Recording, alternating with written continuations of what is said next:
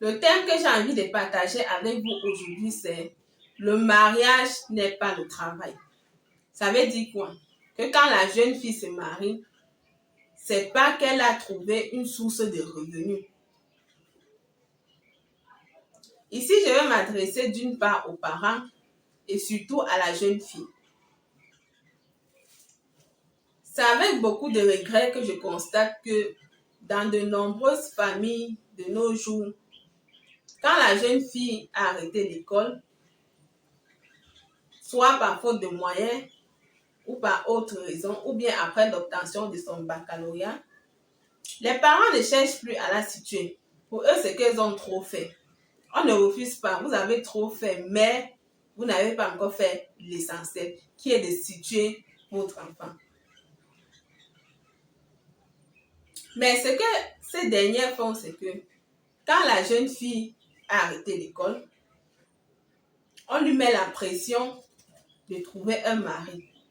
Et ce qui m'étonne chez ces parents-là, c'est que elles veulent toujours les hommes de haut calibre.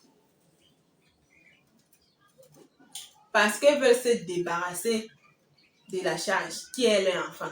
Et elles veulent un beau qui va venir même s'investir dans la famille. Ça veut dire qu'il va venir prendre soin de leur fille et prendre soin de la famille de la fille. Je pense que c'est encore très précaire de penser comme ça de nos jours. Et beaucoup de jeunes filles subissent dans les mariages à cause de ce genre d'attitude. Et je veux que cela cesse. Et pour que ça cesse, il faut sensibiliser. C'est donc ça qui m'a poussé à faire cette vidéo aujourd'hui. La question que je vais poser à ces parents-là, est-ce que le mariage, c'est le travail? De nos jours, il est même préférable que la jeune fille, avant de se marier, ait déjà une activité. Qu'elle fasse déjà quelque chose qui puisse lui rapporter de l'argent. C'est très important. Parce que ça doit lui permettre d'être respectée dans son foyer. Ça doit lui permettre de s'épanouir, de s'affirmer, d'avoir confiance en elle, de propulser son foyer vers l'avant. On n'est plus à l'époque où la femme ne doit être que consommatrice. On n'est plus à cette époque. Cette époque est révolue. Et de plus, je pense que chacun d'entre nous a un potentiel. Chacun est venu sur cette terre pour accomplir quelque chose. À quoi ça sert d'aller rester dans l'ombre d'un homme sous prétexte qu'on est marié? Il y a beaucoup de jeunes filles, quand tu leur poses la question, qu'est-ce que tu deviens? La réponse est que je suis mariée. Est-ce que je suis mariée? Donc c'est comme si c'est une profession. On a tellement, je ne sais pas quel mot utiliser. Quand on dit qu'est-ce que tu deviens, tu réponds que je suis mariée. Mais c'est un truc qui est normal. Quand on dit qu'est-ce que tu deviens, c'est que qui es-tu dans la société? Qu'est-ce que tu fais dans la société? C'est de ça qu'il s'agit. Maintenant, je me suis mariée, je suis mariée, ça va venir à la fin pour compléter ce que tu es dans la société. Donc, quand je vois beaucoup de femmes briser leurs rêves, briser leur potentiel, sous prétexte qu'elles se marient, vraiment, ça n'a pas de sens. Ça n'a pas de sens. Où est ton rêve d'enfance? Parce que je pense que chaque enfant a un rêve. Chaque enfant a un rêve. Tu préfères sacrifier ce rêve parce que tu t'es marié. Et surtout, le mariage n'empêche même pas le travail. Le mariage n'a jamais empêché une femme de travailler. Mais c'est la mentalité des femmes qui font à ce qu'elles prennent le mariage comme un travail, comme un tout. Et quand tu es assis dans ton foyer, tu comptes sur l'homme-là. Si la relation s'arrête, qu'est-ce que tu deviens? Qu'est-ce que tu dois devenir? Parce que même pour être une femme qui prend le mariage pour le travail. Il faut être hyper intelligent. Il faut même être une femme qui sait investir. Il faut être une femme qui a les projets. Il faut être une femme qui calcule. Mais quand tu es à la maison, non, je suis une femme mariée, je suis au foyer. Il faut que l'homme se plie en cadre parce qu'il va vous satisfaire. Toi-même, quel est ton bénéfice dans le foyer? Bien sûr que tu vas dire que tu fais des enfants. C'est vrai, mais c'est naturel. La femme doit faire des enfants. En plus de ça, qu'est-ce que tu fais? Est-ce que ta famille peut être coincée d'un problème, disons, d'argent? Tu enlèves 5 francs que ça sort de tes poches, que c'est la sueur de ton front pour leur donner. Parce que vous savez, l'argent qu'on te donne là et ton argent que tu travailles là, ça n'a pas le même goût. Ça n'a pas le même goût. Parfois, quand tu sors ton propre argent que tu as travaillé, je te dis, le goût de ça, c'est pas explicable, c'est à vivre. C'est tellement bon, tu te sens tellement utile. Oh Seigneur. Donc ça, c'est le message que j'avais à transmettre aux parents. Arrêtez de briser les rêves de vos enfants à cause du mariage.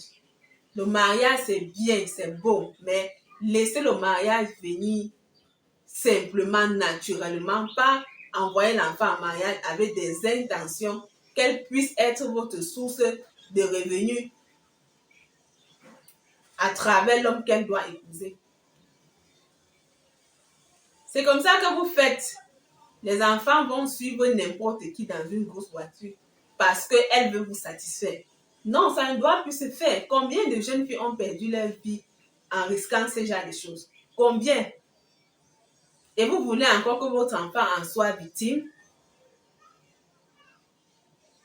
Donc, les parents, revoyez encore cette façon de penser. Quand votre enfant arrête l'école, il faut chercher à l'occuper, à faire en sorte qu'elle puisse faire une activité rentable financièrement. Même souvent, beaucoup d'hommes même de nos jours épousent les filles parce que ils voient comment elles se battent. Ils voient comment elles veulent devenir quelque chose. C'est très important et c'est très intéressant. Ça, c'est ce que j'avais à dire aux parents. Maintenant, à vous les jeunes filles,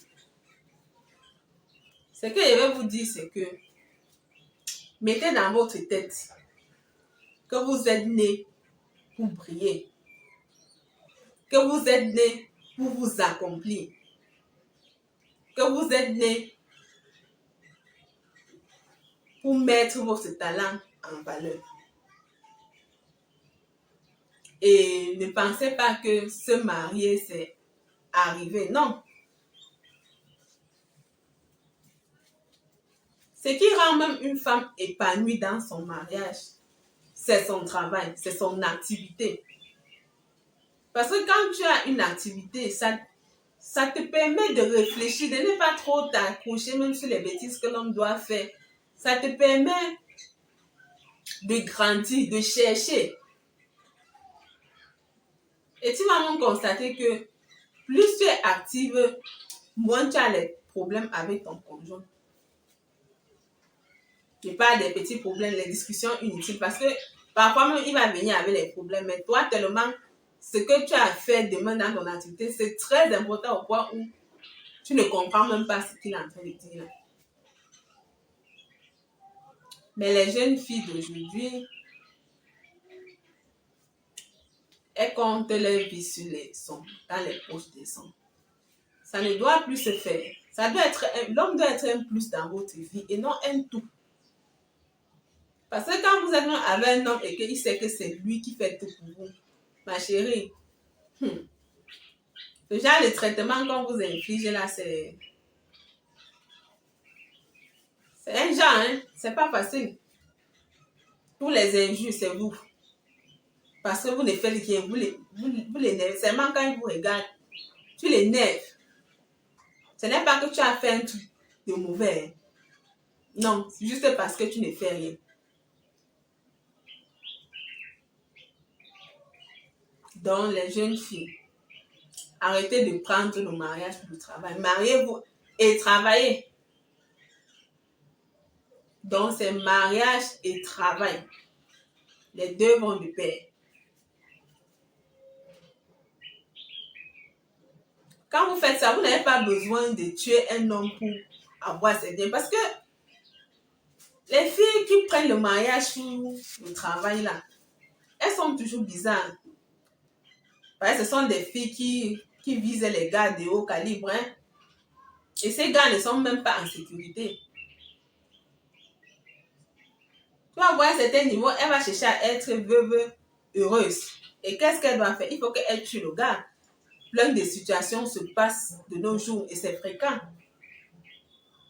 Donc l'homme d'autrui doit bâtir sa richesse. Toi, tu entres dans sa vie, tu l'élimines pour pouvoir être la maîtresse de sa richesse. Est-ce que c'est normal? J'en ai vu. Les femmes, levons-nous, travaillons. Le travail n'a jamais tué quelqu'un. Au contraire. Donc, c'est ce que j'avais à vous dire. Et je ne me base pas sur zéro pour parler de ce sujet. Je me base sur beaucoup d'histoires. Que vous-même vous vivez au quotidien. On vit ça ensemble. C'est pas un secret. Bon, méditez encore sur ça. Et serrez les ceintures. Portez les bottes. Retroussez les mains. Travaillez. Travaillons. Réussissons. C'est ce que j'avais à vous dire. Et n'oubliez pas que un enfant éduqué égale une prison fermée. Ciao.